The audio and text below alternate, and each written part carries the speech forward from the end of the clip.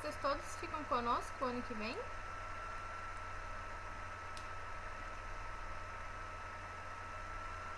Sim ou não? Vão continuar no colégio o ano que vem, vocês? Eu não sei. Tô pensando em sair. Mas não vai de noite. Vai pra noite, Júlia? Oi? Tu vai fazer EJA? Sim, eu já tô com 18. O que tem? Ai, que horror! Não, eu já... Na verdade, eu nunca rodei. Eu só rodei lá no segundo ano. Rodei 3 vezes no segundo ano. E eu já recuperei, mas está me atrasando. E eu quero fazer uma universidade lá em Portugal. E já tô me acertando até com o seu Vitor. E eu tenho que correr mais um pouquinho. Entendi. Matheus, por que tu acha que tu não vai ficar, Matheus? Ah, não sei. Tô a fim de sair. Por quê? Tô há 12 anos na alternativa. Ui, o que tem? Há muito tempo lá.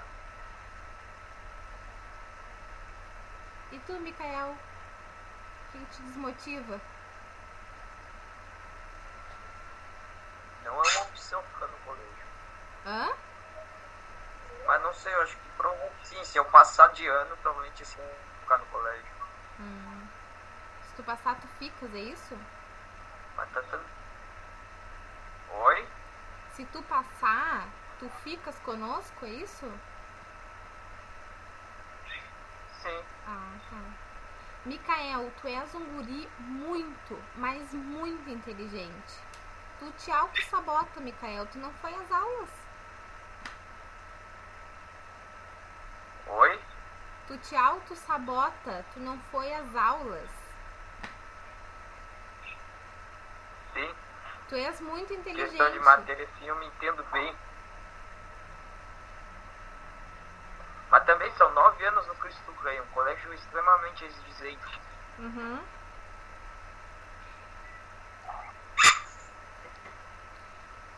Bom dia, Gabriel Ramires. Bom dia. Querido, tu estás aprovado em literatura. É que meu pai pediu que eu pedisse que eu tô aprovado, eu tô liberado. Estás Vou perguntar pra ti. liberado. Boas férias, foi um prazer te ver. Até o ano que vem. Boas férias pra ti, Sônia. Obrigada, amado. Um abraço, um abraço na mãe, no pai e no mano, tá? Igualmente pra senhora. Obrigada. Boas festas. Bárbara, querida, vamos ligar a câmera. Quem foi que entrou aqui que eu não tô vendo o nome? É a Maria Eduarda? Maria Eduarda. Isso, Sônia. E vocês vão continuar conosco ano que vem, gurias? Sim, acho que sim. Ai, que legal. Eu vou. Ai, que bom. A Emily entrou. Bom, gente, tem mais colegas de vocês para entrarem, mas eu vou seguir o baile porque a gente precisa dar conta dos conteúdos. Não é muita coisa, tá? É trovadorismo, classicismo, humanismo, barroco e arcadismo. É só isso que vai cair no exame de vocês, tá? Toda aquela parte lá inicial é só uma base para vocês entenderem e compreenderem literatura. E a gente não precisa retomar aqui, tá? Então agora a gente só vai analisar textos teóricos e literários, tá bom? Então vocês já peguem os cadernos de vocês, anotem. Vou compartilhar a tela aqui. Sônia, pode repetir o que vai ser? O que vai o quê? O que vai sair? É o que eu vou dar hoje, tá, Maria Eduarda? É trovadorismo, Tá bom. classicismo, humanismo. É a primeira palavra que tu falou? Vocês não querem copiar de acordo com os slides? Tá tudo nos slides. Slide. O que eu vou passar agora? Ah, tá. Sora, depois tu bota esse slide no drive. Vai estar no vídeo, Micael. Eu tô gravando as Na aulas e descrição. tô colocando já no YouTube. Estão enxergando o slide?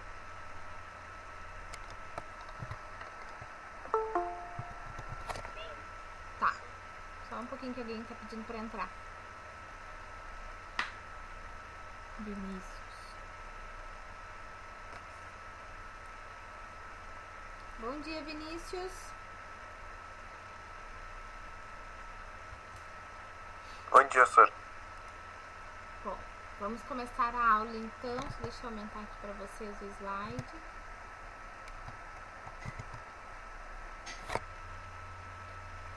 Deu.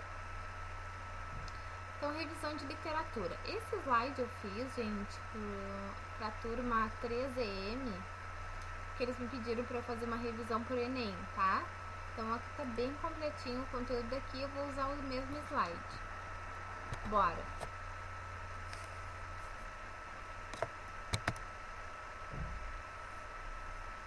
Então, o primeiro conteúdo é esse aqui, trovadorismo, tá?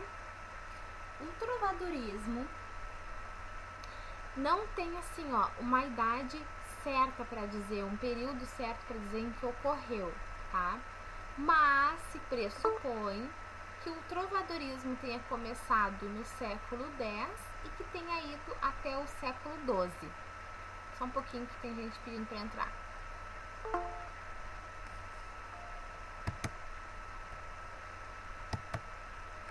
Tá? Então, século X, XI e XII, né?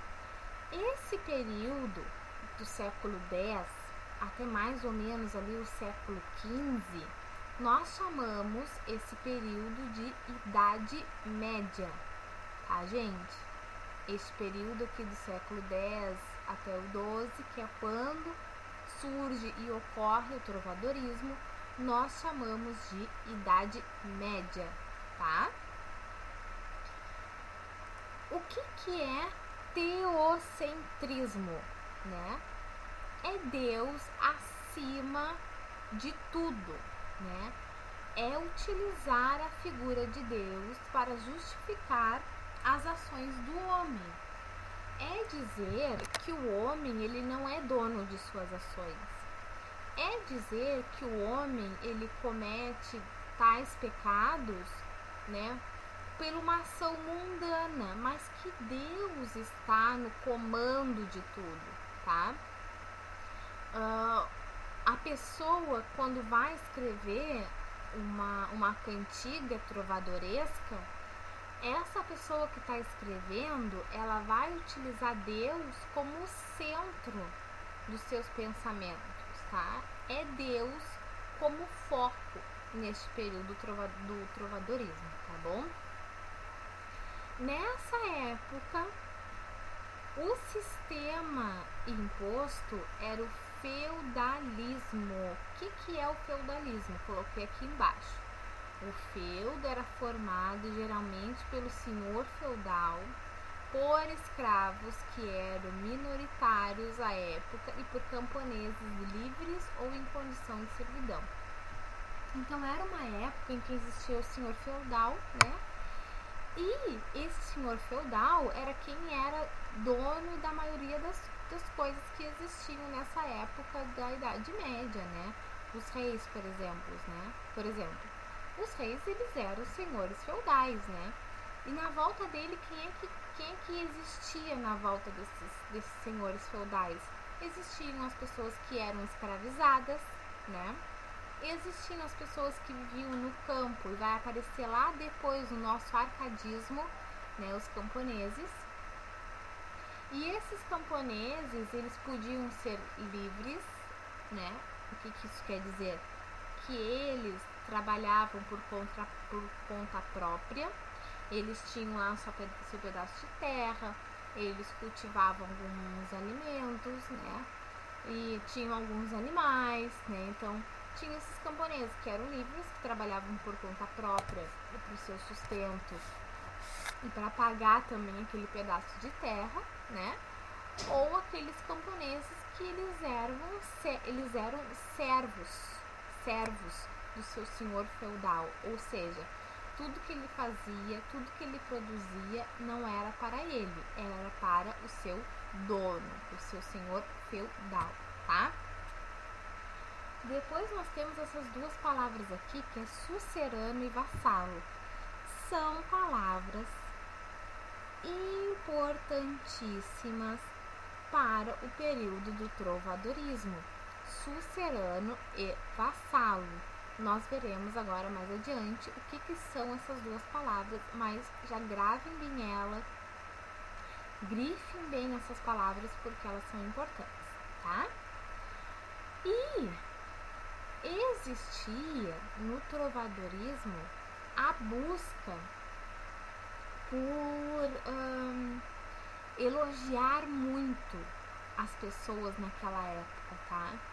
E quem que eles chamavam, assim, para essa busca, para essa exaltação?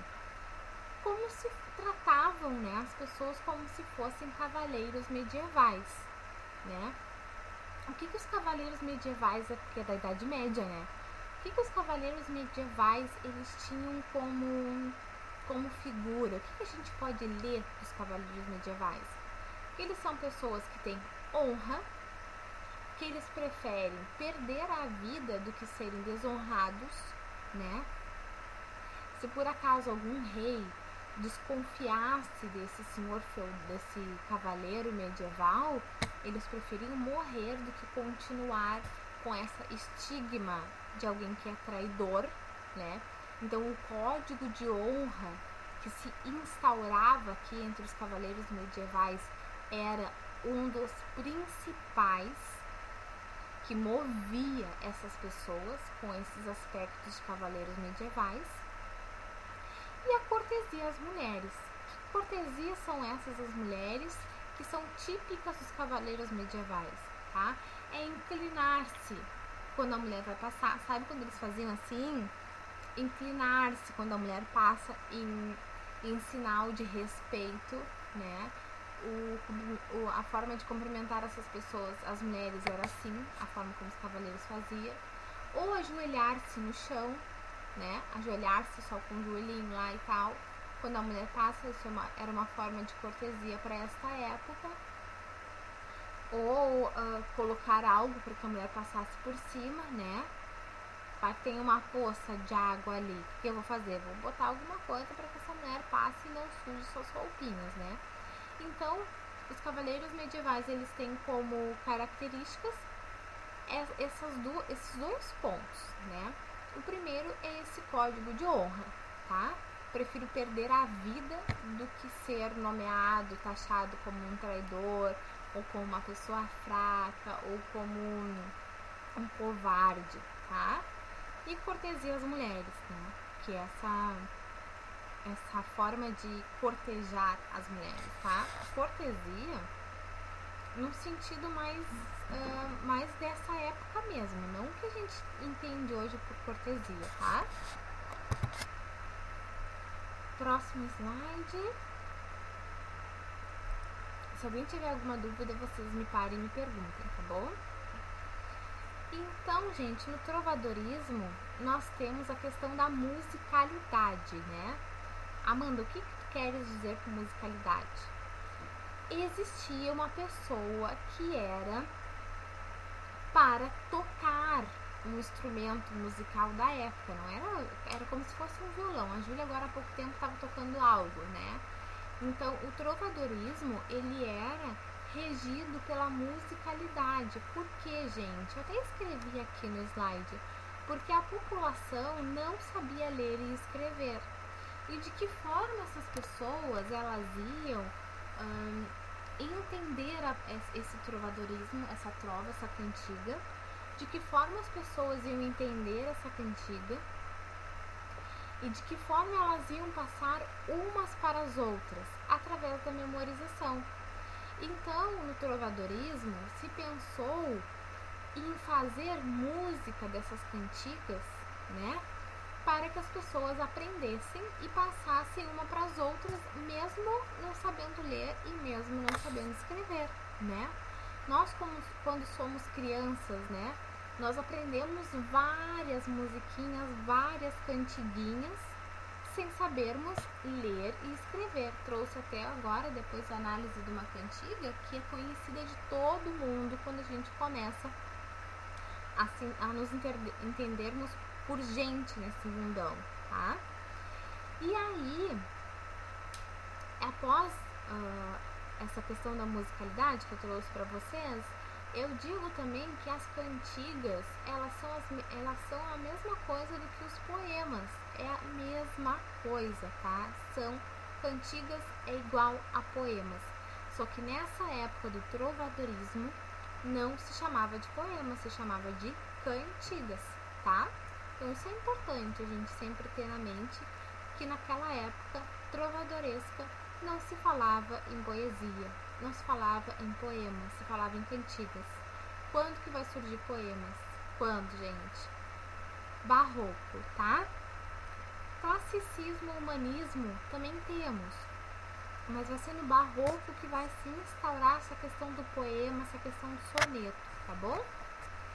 Bom, as rimas são simples, rimas bem simples, nada muito elaborado, sem palavras difíceis, né, pelo menos para a época, né, sem palavras difíceis, palavras fáceis, até porque eles têm como intencionalidade que a população saiba essas cantigas e que passem de uma pessoa para outra, de uma pessoa para outra, que a propagação das cantigas seja de boca a boca, tá?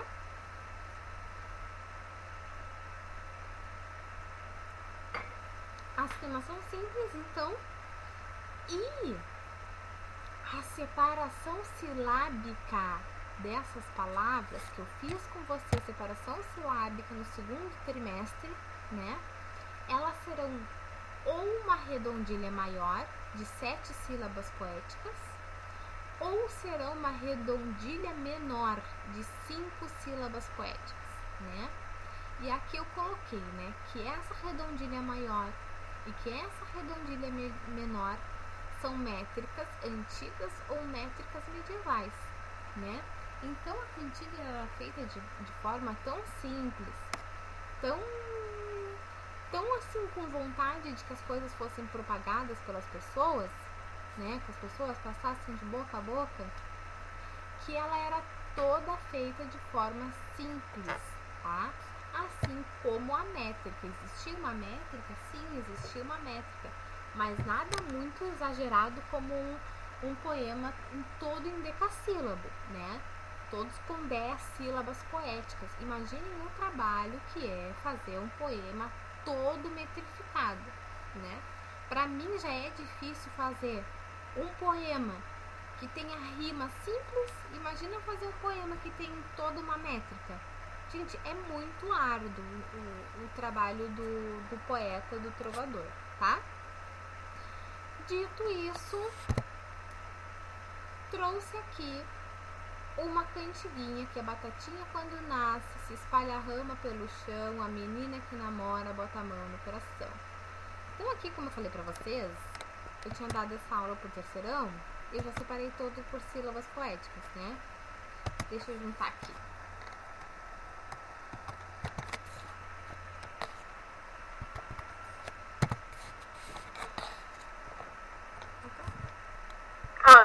Oi? Por acaso tá falando do slide ou tá aparecendo o slide? Como assim, Júlia? Tá te falando sobre o slide, não é? O do Sim. resumo. Sim, tô mostrando o slide, tu não tá vendo? Mas não tá aparecendo nada. Não tá aparecendo nada pra ninguém? Pra mim não, só tô vendo teu rosto. Não. Tá pegando direitinho aqui, é outra conta, não é a conta da cara dela. Tá aparecendo sim. É que eu tô vendo a cara dela o tempo todo, eu tô até perdido. Nega, clica ali no mais. Que é as pessoas, clica ali, aí vai ter 2 da Amanda. Aí tem o do slide e o dela. Ah, tem 2? É, pra ver que tem 2 da Amanda. Tem um que apresenta o rosto. Deixa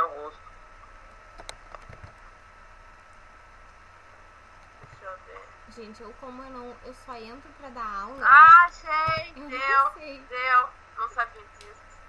Deu, relaxa. Agora eu vou copiar. Tchau. Tchau. Tchau não, né, Júlia? Pode ficar aí. Deixa eu arrumar aqui, gente. Ai, tá ficando um calor, né?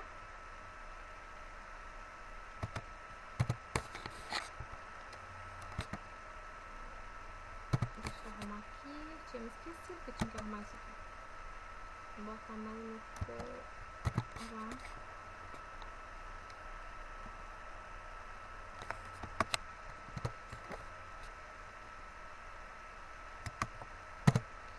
Bueno, fiz. Então, batatinha quando nasce, espalha a rama pelo chão, a menina que namora, bota a mão no coração. Então, gente, vocês percebam que nas últimas palavras aqui da cantiga, tem uma que tá sobressalente, né? Que é nasce, chão, namora e coração. Então, eu destaquei aqui do nasce a sílaba nasce. Por quê? Porque ela é a sílaba mais forte, né? Nasce. Então, o nas é a sílaba mais forte. Chão. Chão, como é uma palavra monossílaba, ela é toda mais forte, ela é toda tônica, né? Namora. A sílaba tônica é o mó. Namora. A mais forte é o mó. E do último verso, a sílaba mais forte é o são, coração, tá? Então, grafem bem que nós só vamos contar na poesia ou na cantiga, tá? Até a última sílaba mais forte. Vamos contar até a sílaba tônica da última palavra. Nós não podemos contar até a última sílaba. Amanda, por que a gente não conta até a última sílaba? Porque é uma regra, tá? É uma regra de separação de sílabas poéticas, tá? É assim que acontece a regra na poesia. Então, para quem não sabe, né, o que é uma separação de sílabas poéticas, a gente vai separar não como a separação silábica que a gente faz, né, lá na língua portuguesa, mas é a forma como a gente vai declamar essa poesia. Primeiro verso, batatinha quando nasce, né? Batatinha quando nasce. Então percebam que a gente fala ela toda separada. Então a gente separa o ba, tá, tinha. Aí terminamos a primeira palavra, batatinha, né? Que termina com a vogal A. Aí agora eu preciso observar com qual letra a próxima palavra inicia. Então eu tenho aqui uma vogal e uma consoante. Bom, se eu tenho vogal e consoante, eu não junto. Eu vou juntar quando? Quando eu tenho duas vogais, tá? Batatinha quando nasce, tá? Então, gente, percebam aqui que eu tenho, vamos contar a separação. Lembra que eu falei para vocês que nós contamos até a última sílaba tônica, então eu só vou contar até o na. Então, quantas sílabas poéticas eu tenho aqui? Uma, que é o ba. Duas, que é o tá. Três, que é o ti.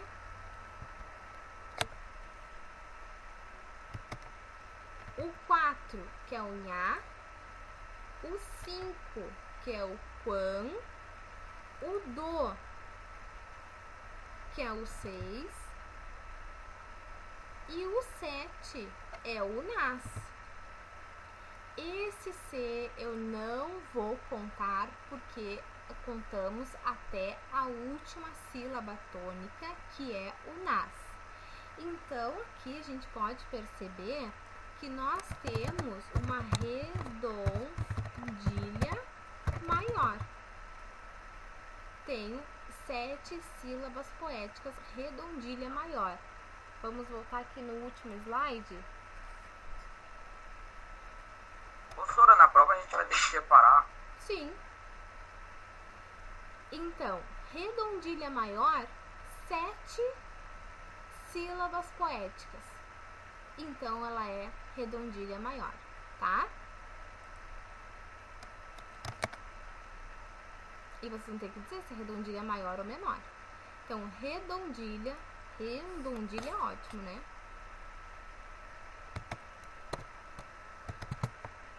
Redondilha maior, tá? Vamos para o próximo. Espalha-rama pelo chão. Então, fica espalha, ó. Tem uma vogal aqui e uma consoante. Deixo separado. Espalha-rama. Tenho aqui vogal A, consoante P. Deixo assim. Pelo chão. Aí agora nós vamos contar, tá? Temos 1 com es, 2 com pá, lhá com 3, rá 4, má 5, p 6, lô 7 e chão 8. Mas como assim, gente? 8. Se no trovadorismo a gente tem redondilha maior ou menor, como que eu posso ter um verso de 8 sílabas? Me desespero? Não, não vou me desesperar. O que que eu vou fazer, tá?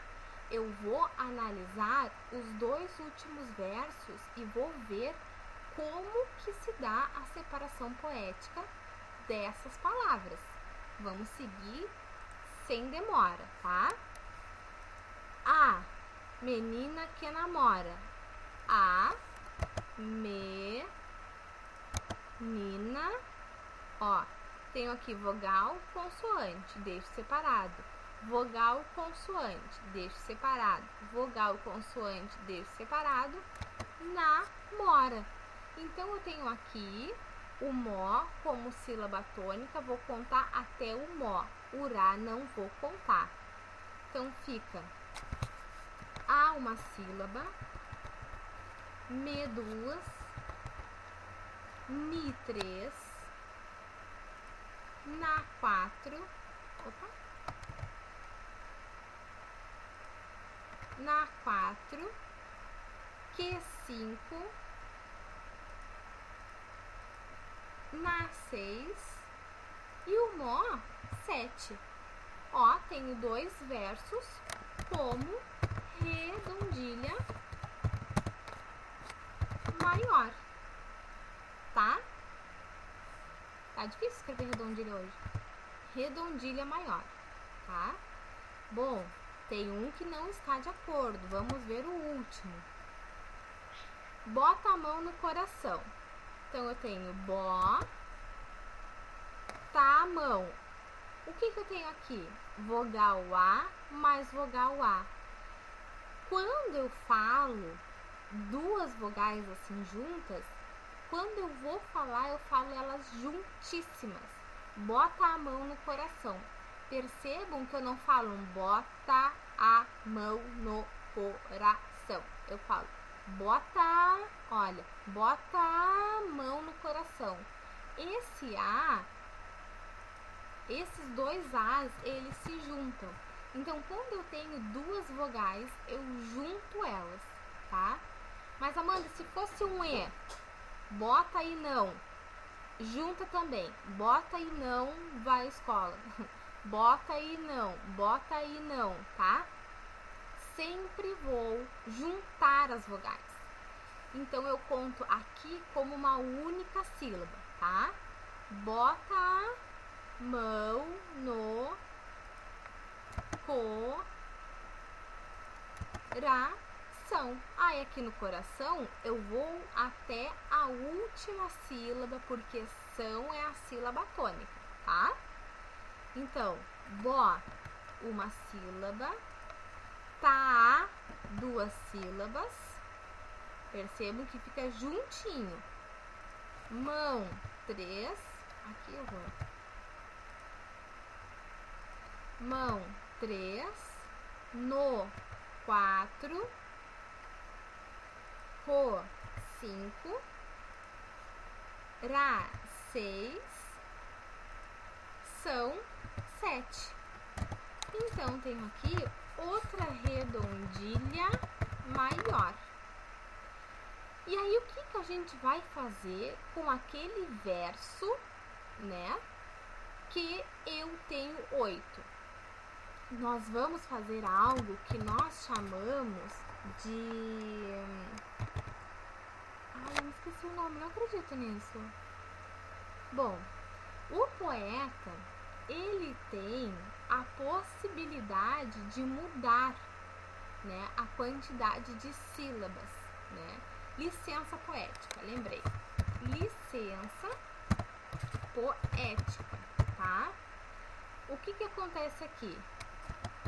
Licença poética é um recurso que nós temos na poesia para que a gente consiga fazer os acertos como nestes casos, né?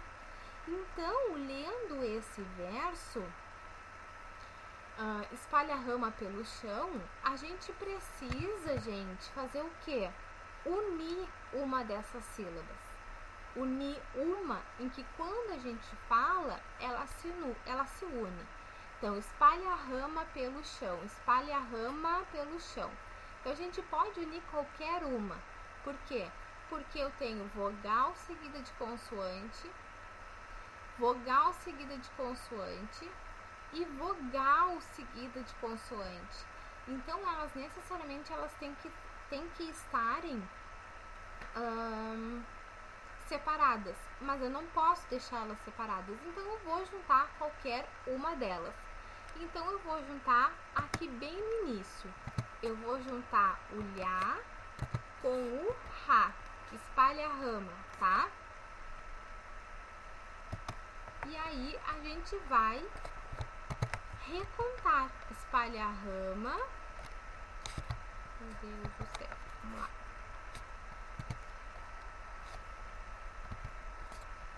É o 3. O má, então, fica 4.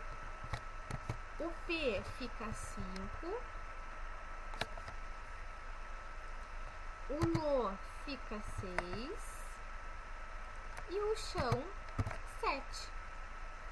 Conseguimos, então, através da licença poética, uma redondilha maior. Aí agora eu pergunto pra vocês, né? Vocês querem... Ai, tá muito difícil escrever redondilha, pelo amor do amor. Pronto. Gente, eu pergunto pra vocês, né? Quando vocês eram crianças, vocês não achavam que aqui era se esparrama de derrubar tudo no chão? Por quê? Justamente porque nós temos essa licença poética aqui. Porque nós falamos tudo junto, espalha a rama pelo chão, esparrama pelo chão. Muitas pessoas falam esparrama pelo chão, de derrubar pelo chão. Por que as pessoas falam desse jeito? Esparrama pelo chão. Por causa dessa licença poética, tá? Por causa dessa licença poética é que nós temos essas diferentes leituras. Em vez de ser espalha, rama, rama é a plantinha, né? As raminhas da batatinha, né? Em vez de ser espalha as ramas da batata pelo chão, acaba se transformando de esparrama pelo chão, excluindo completamente o LHA, tá? Entenderam? Sim. Sim? Mesmo, gente? Sim. Tá. Já aprenderam uma coisa hoje, né? Por que a gente canta esparrama pelo chão e não espalha a rama pelo chão, tá? Bueno, vamos seguir então. trouxe aqui pra vocês... Meu Deus, temos poucos minutos. Trouxe aqui pra vocês uma cantiga, né? Do Paio Soares Taveiroz, né? Então, o nome da cantiga é Cantiga da Ribeirinha, de Paio Soares Taveiroz. Essa cantiga, ela é dita como a mais antiga ou uma das mais antigas, tá? Há quem diga que a Cantiga da Ribeirinha ela foi a primeira a ser feita no mundo e há quem diga que ela tenha sido uma das primeiras a serem feitas, tá? Então, vamos lá. No mundo ninguém se assemelha a mim, enquanto a minha vida continuar assim, porque morro por vós, e aí minha senhora de pele alva e faces rosadas, quereis que vos descrevas, quando eu vos vi sem manto, maldito dia em que me levantei, e não vos vi feia. Então aqui o trovador, ele tá fazendo o quê? Tá falando para uma mulher que está apaixonada por ela, né? E diz, maldito dia em que eu me acordei, te olhei e te achei linda, não te achei feia. Porque a tua beleza me cativou e eu me apaixonei pela tua beleza, tá? Por que eu grafei aqui senhora, gente? Porque nessa época do trovadorismo, a palavra senhora não existia. Era tudo senhor, tá? Tudo senhor. Então, se um dia vocês pegarem uma poesia trovadoresca e ela é desse tipo, que agora eu já vou explicar que tipo de cantiga é essa, e tiver lá senhor, vocês saibam que senhor é a mesma coisa, é igual a senhora, tá? Mesmíssima coisa, tá? Dito isso, vamos para o próximo slide.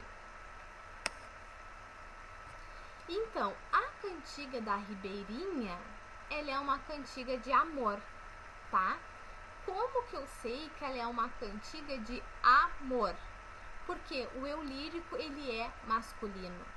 Sempre o eu lírico da cantiga de amor será masculino e eu vou ter essa menção a minha senhora. Sempre, sempre, sempre, sempre. Minha senhora. Cantiga de amor, minha senhora, tá? E aí, lembra que eu disse pra vocês grifarem bem a questão do sucerano e da vassalagem e do vassalo? Por quê? Vassalo é aquela pessoa que ela é escrava, ela é devota assim ao extremo daquela pessoa, uma coisa quase que doentia, tá? Então a vassalagem amorosa vai ser isso, tá? O trovador vai ser um homem pobre e vassalo, tá? Ou seja, escravo da mulher para quem ele escreve, que é uma mulher rica, tá? Então, na cantiga de amor, o homem, o eu lírico, ele é vassalo, ele é escravo, ele se coloca na condição de escravo dessa mulher, tá? Lembrando que as relações aqui são extremamente carnais, tá? O eu lírico, ele vai querer ter uma relação carnal para quem ele está falando, tá? E aí, dito isso, né, vimos aqui a canção da Ribeirinha, a cantiga da Ribeirinha, desculpem-me. Temos esse eu lírico que está sofrendo de amor e de desejo por essa senhora. No mundo ninguém se assemelha a mim, enquanto a minha vida continuar assim. Não tem ninguém no mundo que esteja sofrendo mais que eu de amor por ti, mulher maravilhosa. Porque morro por vós, e aí, minha senhora de pele alva e faces rosadas, quereis que vos descrevas, quanto eu vos vi sem manto, maldito dia em que me levantei, e não os vi feia, tá? Então, aqui é uma pessoa completamente apaixonada e enlouquecida pela outra. Então, temos aqui um eu lírico homem, cantiga de amor, eu lírico homem, desejando uma mulher, tá? Já na cantiga de amigo, o eu lírico, gente, vai ser feminino. O eu lírico é a mulher e ele vai falar para um amigo, tá? Então, nós temos a cantiga de amor, que é o eu lírico homem falando para uma mulher, e vai ter sempre a menção de minha senhora, vocês conseguem identificar pela minha senhora. A cantiga de amigo vai ser o eu lírico feminino falando para um amigo, por isso que tem esse nome cantiga de amigo, tá? E aí temos aqui um exemplo. Ai, eu coitada, como vivo em grão cuidado. Grão cuidado é grande cuidado. Por meu amigo que hei alongado, de quem me afastei, tá? Ela se afastou do amigo, ela não vê mais o amigo. Muito me tarda o meu amigo na guarda. Ai, eu coitada, como vivo em grande desejo por meu amigo que tarda e não vejo. Muito me tarda o meu amigo na guarda. Então temos aqui uma mulher apaixonada por esse amigo, de quem a quem ela não está vendo faz muito tempo, que trabalha aí nessa guarda, pode ser do rei, né? E que ela não consegue ver e ela morre de amores e de desejos por essa pessoa, tá? Então, cantiga de amigo. Depois nós vamos ter as cantigas satíricas de escárnio e maldizer, tá? Que ela é completamente irônica, gente. Teremos a ironia aqui nua e crua, tá? A de escárnio, a satírica é direta, a sátira é direta, não nomeia as pessoas. Então, ai, dona feia, mulher feia, foste vós queixar, porque vos nunca louvem, que é a mesma coisa de que elogiei, meu trobar, que é a mesma coisa que trovar. Mas ora quero trazer um cantar, em que vos loarei todavia. E vedes como vos quero loar, dona feia, velha e sandia. Conta a história que existia essa mulher que pediu o tempo inteiro pro trovador fazer uma cantiga dela. E ele, de saco cheio, ele fez essa cantiga completamente irônica e até desrespeitosa para essa mulher, chamando a mulher de feia e de louca, tá? Só que, o que eu quero dizer por não nomear as pessoas? É exatamente isso. Não tem uma pessoa com nome. Já na cantiga de maldizer, tem uma pessoa com nome. Aqui tem Maria Garcia. Então, a de escárnio não existe um nome e a de maldizer existe um nome. Bem acreditei, Maria Garcia, no outro dia quando vos, aqui é um palavrão daqueles, tá? Quando vos que de vos não partiria, como parti com a mão vazia, apesar dos serviços que vos fiz, né? Então, aqui temos um trovador, temos um trovador furioso com a tal da Maria Garcia, ele faz essa trova completamente desrespeitosa, né? Mas faz a trova e ainda nomeia a pessoa, tá? Bueno, gente, tô quase sem tempo. Trovadorismo. Então, quem que fazia as trovas, gente? Normalmente os reis. O mais conhecido de todos é esse primeiro aqui, o Dom Diniz, principal trovador, era rei de Portugal. Depois vem o Dom Afonso X, o Dom Duarte, Garcia de Rezende, Martim Codaz e Paio Soares Taveroz. Eles eram compositores, tá? A pessoa que cantava a cantiga era chamada de segrel. E quem tocava nas cidades eram chamados de jogral. Os reis, eles não iam se prestar o papel de sair do seu reino para declamar a cantiga, gente. Eles só escreviam. As outras pessoas é que pegavam a cantiga dele e saíam aí mundo afora cantando e fazendo música sobre ela, tá? Próximo, Renascimento ou Classicismo. Então, surgiu no século XVI, né? Profundo rompimento com o pensamento medieval. Então, ele rompe com tudo isso que nós vimos agora. Ele não considera nada que seja medieval, né? A descoberta do homem pelo mundo. E aí vem o antropocentrismo, que é o homem acima de tudo, sobre suas ações. O homem acaba sendo a pessoa que se comanda e que não é mais comandado por Deus. Isso é o antropocentrismo, tá? O homem como centro, né? E não mais Deus como centro. A compreensão do mundo é baseada na razão. O homem agora pensa. As vivências fundamentam a razão e a observação, ou seja, na minha turma da primeira M de literatura, né? Jamais eu faria uma ocorrência de desrespeito porque a minha turma não age desse jeito. As minhas vivências, né, com a turma 1EM fazem com que eu possa dizer que eu jamais faria uma ocorrência por falta de respeito, porque não é isso que eu tenho como vivência da turma 1EM, tá? Então, no Renascimento, teremos as vivências que fundamentam a razão e a observação, nesse sentido. Destaque para a experiência individual e nas potencialidades do homem. Por quê? Porque ela é antropocentrista. Então, o que vai prevalecer? A experiência do homem e o que o homem pode fazer, o potencial do homem, tá? Busca por conhecer os desconhecidos. E aí eu trago aqui umas imagens que é das navegações portuguesas, tá? Que era realmente a busca dos desconhecidos. Então, antes das navegações portuguesas saírem desbravando o mundo afora, eles achavam que existiam monstros marítimos, né?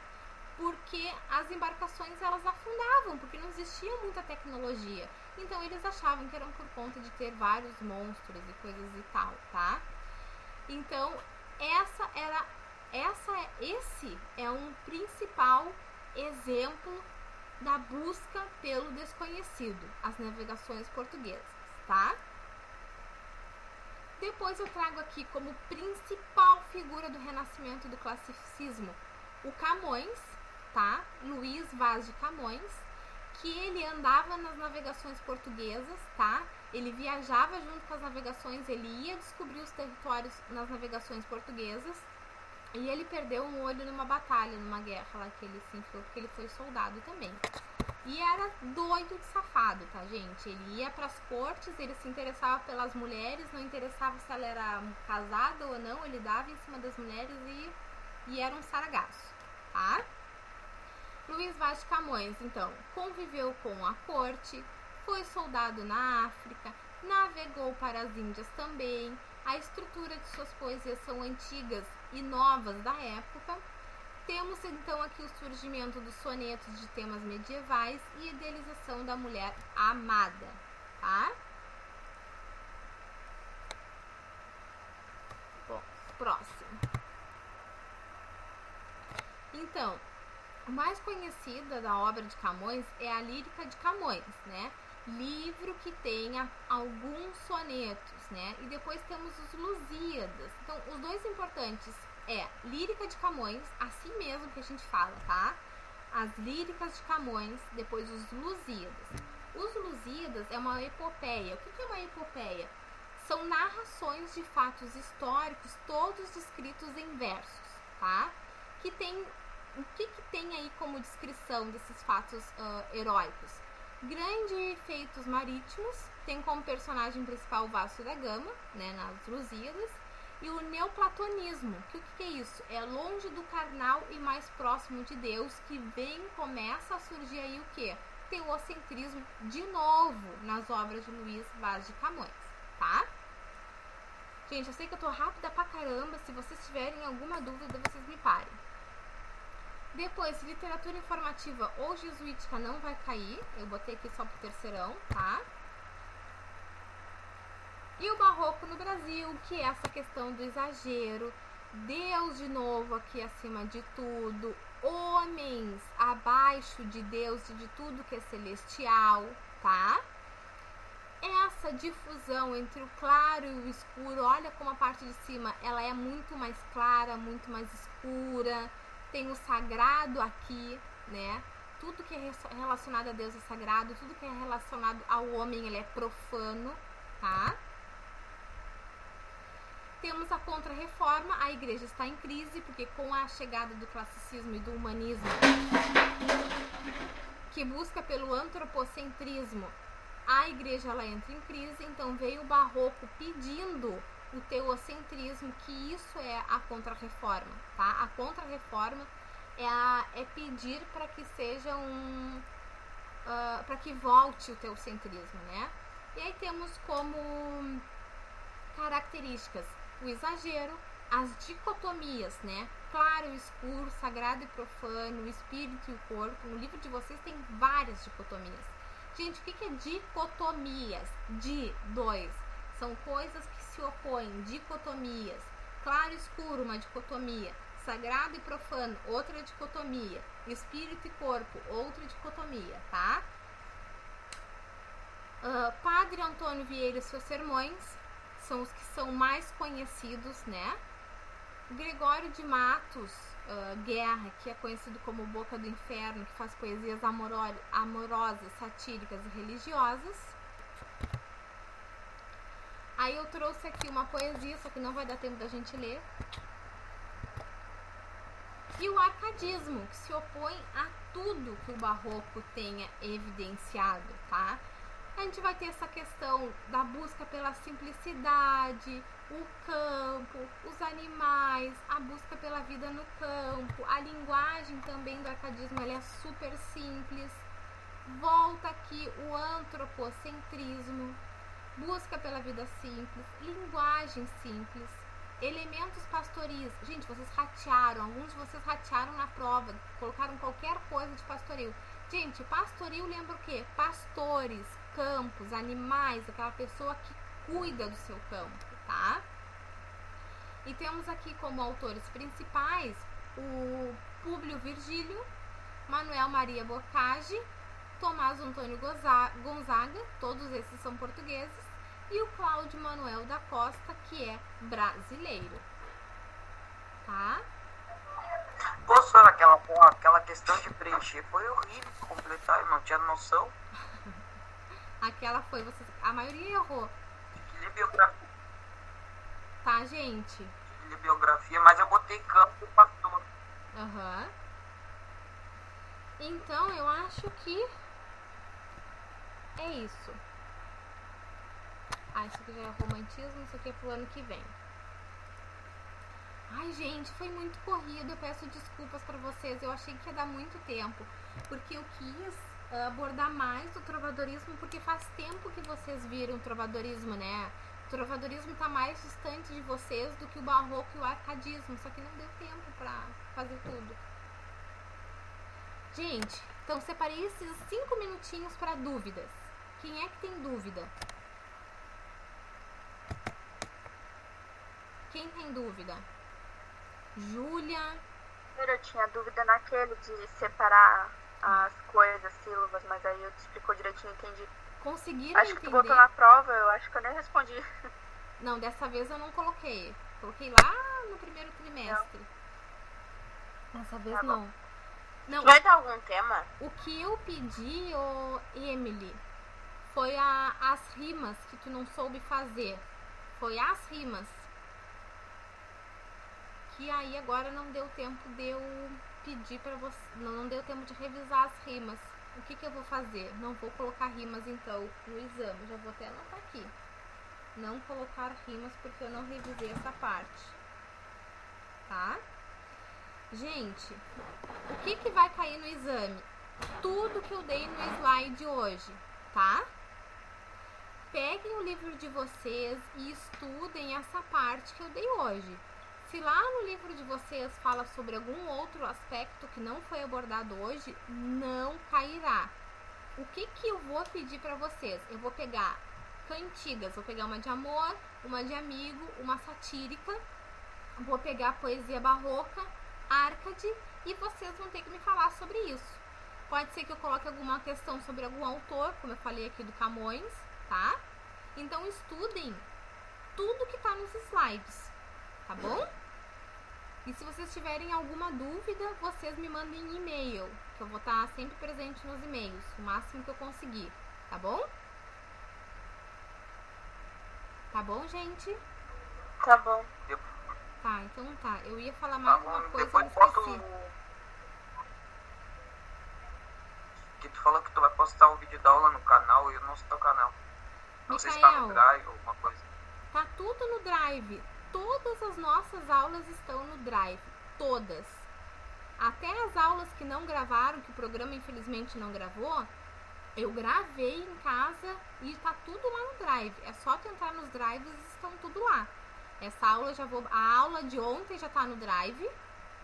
Já tá lá no nosso roteiro das recuperações. E essa daqui